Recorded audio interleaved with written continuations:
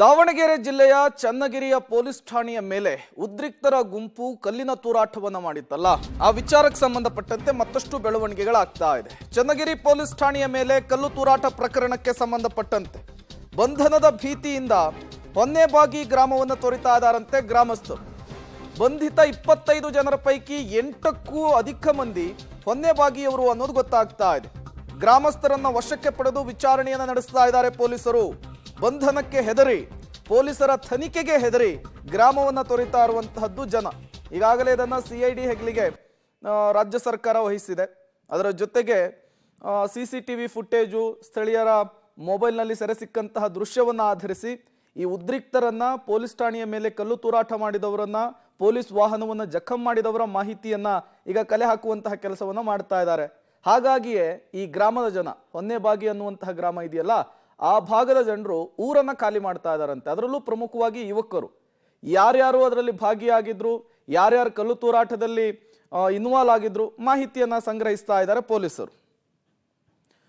ಮತ್ತಷ್ಟು ಡೀಟೇಲ್ಸ್ ಅನ್ನು ಕೊಡ್ತಾರೆ ನಮ್ಮ ಪ್ರತಿನಿಧಿ ಪುನೀತ್, ನೇರ ಸಂಪರ್ಕದಲ್ಲಿ ಜಾಯಿನ್ ಆಗಿದ್ದಾರೆ. ಪುನೀತ್, ಈ ಪ್ರಕರಣಕ್ಕೆ ಸಂಬಂಧಪಟ್ಟಂತೆ ಈಗ ಸಾಕಷ್ಟು ಬೆಳವಣಿಗೆಗಳಾಗ್ತಾ ಇದೆ. ಒಂದು ಕಡೆ CID ಇನ್ವೆಸ್ಟಿಗೇಷನ್ ಅನ್ನು ಮಾಡ್ತಾ ಇರುವಂತಹದ್ದು, ಮತ್ತೊಂದು ಕಡೆ ಈ ಹೊನ್ನೆಬಾಗಿ ಗ್ರಾಮದ ಜನರು, ಅದರಲ್ಲೂ ಯುವಕರು ಊರನ್ನ ತೊರೆತಾ ಇದ್ದಾರೆ ಅನ್ನುವಂತಹ ಮಾಹಿತಿ ಸಿಗ್ತಾ ಇದೆ. ತಪ್ಪಿಲ್ಲ ಅಂದ್ರೆ ಯಾಕೆ ಊರು ಬಿಡಬೇಕು ಅಂತ? ಖಂಡಿತವಾಗ್ಲೂ ಪ್ರೇಮ್, ಏನು ಚನ್ನಗಿರಿ ಪೊಲೀಸ್ ಠಾಣೆ ಮೇಲೆ ಕಲ್ಲು ತೂರಾಟ ಪ್ರಕರಣಕ್ಕೆ ಸಂಬಂಧಿಸಿದಂತೆ ಈಗಾಗಲೇ 25ರಿಂದ 30 ಜನರನ್ನ ಈಗಾಗಲೇ ಬಂಧನ ಮಾಡಿರುವಂಥದ್ದು, ಮತ್ತೆ 40ಕ್ಕೂ ಹೆಚ್ಚು ಜನರನ್ನು ಕೂಡ ವಶಕ್ಕೆ ಪಡೆದು ವಿಚಾರಣೆ ಕೂಡ ನಡೆಸ್ತಾ ಇರುವಂಥದ್ದು. ಅದರಲ್ಲೂ CC ಕ್ಯಾಮ್ರಾ ಫುಟೇಜ್ ಆಗಿರುತ್ತೆ, ಮೊಬೈಲ್ ಫುಟೇಜ್ಗಳನ್ನು ಕೂಡ ಒಂದು ಪರಿಶೀಲನೆ ಮಾಡಿ ಅಲ್ಲಿ ಮೊಬೈಲಲ್ಲಿ ಯಾರ್ಯಾರು ಇದ್ದಾರೋ ಅವ್ರನ್ನ ವಶಕ್ಕೆ ಪಡೆಯುವಂಥದ್ದು ಮತ್ತೆ ವಿಚಾರಣೆ ಮಾಡಿ ಬಂಧನ ಮಾಡುವಂತಹ ಕೆಲಸವನ್ನು ಕೂಡ ಮಾಡ್ತಾ ಇದ್ದಾರೆ.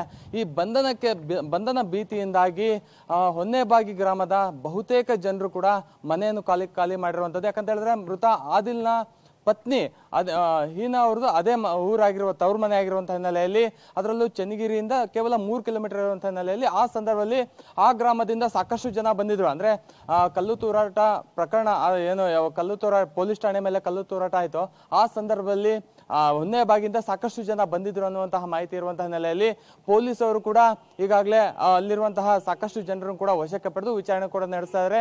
ಅದರಲ್ಲೂ ಬಂಧನ ಆದಂತಹ 30 ಜನರಲ್ಲಿ 10ರಿಂದ 12 ಜನ ಹೊನ್ನೆಬಾಗಿಯವರು ಎನ್ನುವಂತಹ ಮಾಹಿತಿ ಕೂಡ ಇರುವಂತಹ ಹಿನ್ನೆಲೆಯಲ್ಲಿ ಸಾಕಷ್ಟು ಜನರು ಇನ್ನು ಸಾಕಷ್ಟು ಜನರನ್ನು ಕೂಡ ವಶಕ್ಕೆ ಪಡೆಯುವಂತಹ ಸಾಧ್ಯತೆ ಕೂಡ ಇರುವಂತದ್ದು. ಹಿನ್ನೆಲೆಯಲ್ಲಿ ಗ್ರಾಮದಲ್ಲಿರುವಂತಹ ಸಾಕಷ್ಟು ಬಹುತೇಕ ಜನರು ಕೂಡ ಮನೆಯನ್ನು ತೊರೆದು ಬೇರೆ ಬೇರೆ ಕಡೆಗಳು ಕೂಡ ಹೋಗಿರುವಂತದ್ದು.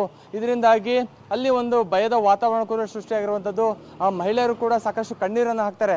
ನಮ್ಮ ಮನೆಯಲ್ಲಿ ಯಾರು ಅಂದ್ರೆ ನಮ್ಮ ಗ್ರಾಮದಲ್ಲಿ ಯಾರು ಕೂಡ ಪುರುಷರಿಲ್ಲ, ಎಲ್ಲರೂ ಕೂಡ ಊರು ಬಿಟ್ಟು ಹೋಗಿದ್ದಾರೆ ಅಂತಹ ಪರಿಸ್ಥಿತಿ ಇದೆ. ಯಾರು ಕಿಡಿಗೇಡಿಗಳಿದಾರೋ ಅಂತವ್ರನ್ನ ಮಾತ್ರ ಒಂದು ಬಂಧನ ಮಾಡಿ ವಶಕ್ಕೆ ಪಡೀರಿ ಅನ್ನುವಂತಹ ಒಂದು ಗೋಳಾಟವನ್ನು ಕೂಡ ಮಾಡ್ತಾ ಇರುವಂತದ್ದು. Prem, okay, thank you Puneeth ತಮ್ಮೆಲ್ಲ ಮಾಹಿತಿಗಾಗಿ.